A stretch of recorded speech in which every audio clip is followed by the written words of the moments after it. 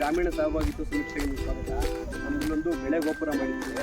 ನಿಮ್ಮೂರಲ್ಲಿ ಯಾವ್ಯಾವ ಬೆಳೆ ಬೆಳೀತಾರೆ, ಯಾವುದನ್ನು ಏರಳವಾಗಿ ಬೆಳೀತಾರೆ, ಯಾವುದನ್ನು ವಿರಳವಾಗಿ ಬೆಳೀತಾರೆ ಅಂತ. ಈ ಜಾಸ್ತಿ ಬೆಳೆದ ಕೆಳಗಡೆ ಇದೆ, ಅದಕ್ಕಿಂತ ಕಡಿಮೆ ಬೆಳೆ ಇದೆ, ಅದಕ್ಕಿಂತ ಕಡಿಮೆ ಬೆಳೆ ಅದು ಕಡಿಮೆ ವಿರಳವಾಗಿ ಬೆಳೆದ ಮೇಲೆ ನಮಗೆ ನಿಮ್ಮ ಹತ್ರನೇ ಮಾಹಿತಿ ತಗೊಂಡು ಜಾಸ್ತಿ ಏರಳವಾಗಿ ಬೆಳೆಯೋದನ್ನ ಕೆಳಗಡೆ ಇದೆ ಆ ಥರ ಇಡಿ.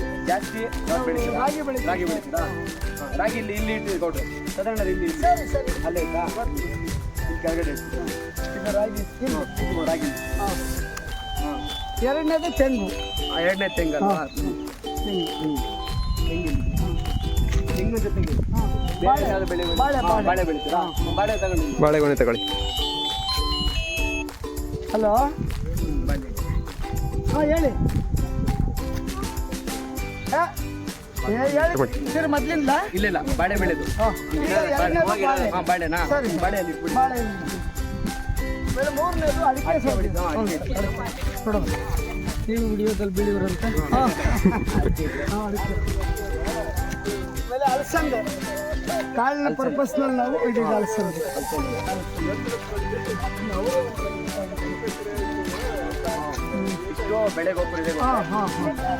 ಗಾಂಧಿ ಕೃಷಿ ವಿಜ್ಞಾನ ಕೇಂದ್ರದ ಅಂತಿಮ ವರ್ಷದ ಬಿಎಸ್ಸಿ ಕೃಷಿ ವಿದ್ಯಾರ್ಥಿಗಳು ಕುಣಿಗಲ್ ತಾಲೂಕು ಹುಲಿಯೂರು ದುರ್ಗ ಹೋಬಳಿ ಚೌಡನಕುಪ್ಪೆ ಗ್ರಾಮ ಪಂಚಾಯಿತಿ ವ್ಯಾಪ್ತಿಯಲ್ಲಿ ಬರುವ ಚಿಕ್ಕೋನಹಳ್ಳಿ ಗ್ರಾಮದಲ್ಲಿ ಗ್ರಾಮೀಣ ಕೃಷಿ ಕಾರ್ಯಾನುಭವ ಕಾರ್ಯಕ್ರಮದ ಭಾಗವಾಗಿ ಗ್ರಾಮೀಣ ಸಹಭಾಗಿತ್ವ ಅಧ್ಯಯನವನ್ನು ಮಾಡಿದರು. ಈ ಕಾರ್ಯಕ್ರಮದಲ್ಲಿ ಗ್ರಾಮಸ್ಥರು ಭಾಗವಹಿಸಿ ಗ್ರಾಮದ ನಕ್ಷೆ, ಸಾಮಾಜಿಕ ನಕ್ಷೆ, ಚಲನವಲನ ನಕ್ಷೆ, ಚಪಾತಿ ನಕ್ಷೆ, ಸಮಸ್ಯೆಗಳ ವೃಕ್ಷ, ದಿನಚರಿ, ಬೆಳೆ ಗೋಪುರ, ಜಾನುವಾರು ಗೋಪುರ, ಸರಾಸರಿ ಮಳೆ, ಋತುಮಾನ ನಕ್ಷೆಗಳನ್ನು ಬಸವೇಶ್ವರ ದೇವಸ್ಥಾನದ ಬಳಿ ಮಾಡಿದರು. ರೈತರು ಭಾಗವಹಿಸಿ ಗ್ರಾಮದ ನಕ್ಷೆಯಲ್ಲಿ ಅವರ ಮನೆ, ತೋಟ, ಹೊಲಗಳನ್ನು ಗುರುತಿಸಿ ಸಂತಸ ವ್ಯಕ್ತಪಡಿಸಿದರು. ಈ ಚಟುವಟಿಕೆಯಿಂದ ಕೃಷಿಯ ಸ್ಥಳೀಯ ಸಮಸ್ಯೆಗಳನ್ನು ಅರಿತು ಅವುಗಳಿಗೆ ಸೂಕ್ತ ಪರಿಹಾರ, ಕೃಷಿ ಜ್ಞಾನ ಹಂಚಿಕೆ, ಸಮುದಾಯ ಸಂಘಟನೆ, ಕೃಷಿ ತಂತ್ರಗಳ ಅನ್ವಯ, ಕೃಷಿ ಯೋಜನೆಗಳ ಮೌಲ್ಯಮಾಪನ, ಸ್ಥಳೀಯ ಜ್ಞಾನ ಬಳಕೆಗೆ ಸಹಕಾರಿಯಾಗಿದೆ ಎಂದು ಗ್ರಾಮದ ಮುಖಂಡರು ತಮ್ಮ ಅಭಿಪ್ರಾಯ ವ್ಯಕ್ತಪಡಿಸಿದರು. ವಿದ್ಯಾರ್ಥಿಗಳು ಮಾತನಾಡಿ, ವಿಶ್ವವಿದ್ಯಾಲಯದ ಹೊಸ ತಳಿಗಳ ಬೆಳೆ ಪ್ರಾತ್ಯಕ್ಷಿಕೆ ಮಾಡಲು ಜಮೀನಿನ ಉಳುಮೆ ಕಾರ್ಯ ಪೂರ್ಣಗೊಂಡಿದೆ ಮತ್ತು ಮುಂದಿನ ದಿನಗಳಲ್ಲಿ ಕೃಷಿ ತಾಂತ್ರಿಕತೆ ಪ್ರಾತ್ಯಕ್ಷಿಕೆಯನ್ನು ಸಹ ಆಯೋಜಿಸುವುದಾಗಿ ಹೇಳಿದರು.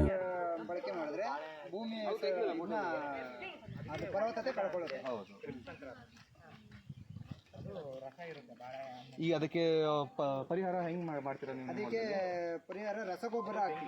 ಅದು ಎಷ್ಟು ಬೇಕು ಜಾಸ್ತಿ ಆಗ್ಬಾರ್ದು, ಎಷ್ಟು ಬೇಕೋ ಅಷ್ಟು ರಸಗೊಬ್ಬರ, ಶಿಫಾರಸು ಮಾಡಿದಷ್ಟು ರಸಗೊಬ್ಬರ ಹಾಕಿ.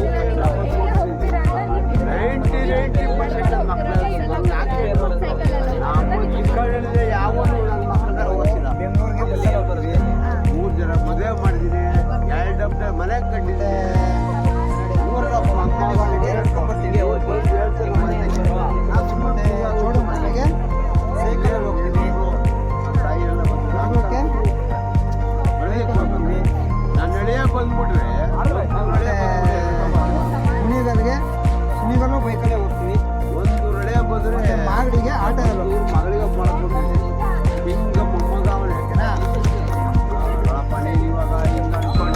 ಗ್ರಾಮೀಣ ಸಹಭಾಗಿತ್ವ ಸಮೀಕ್ಷೆ ಅಂತ ಮಾಡ್ತಾ ಇದ್ದೀವಿ. ಈ ಊರಿನಲ್ಲಿ ಜನ ಏನಿರ್ತಾರೆ ಅವರು ಯಾವ ರೀತಿ ಅವರ ದಿನಚರಿ ಹೇಗಿರುತ್ತೆ, ಅವ್ರು ದಿನ ಏನೇನು ಕೆಲಸ ಮಾಡ್ತಾರೆ ಅನ್ನೋದ್ರ ಮೇಲೆ ಈಗ ಬೆಳಿಗ್ಗೆ 6 ಗಂಟೆ ಹೊತ್ತಿಗೆ ಏನು ಮಾಡ್ತಾರೋ 6 ಗಂಟೆಗೆ 6 ಗಂಟೆಗೆ ಅದಾದಮೇಲೆ ನಂತರ ಏನು ಮಾಡ್ತಾರೋ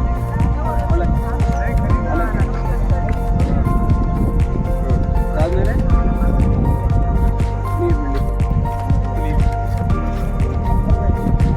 ಊಟ ಎಷ್ಟೊತ್ತಿಗೆ ಮಾಡ್ತಾರೋ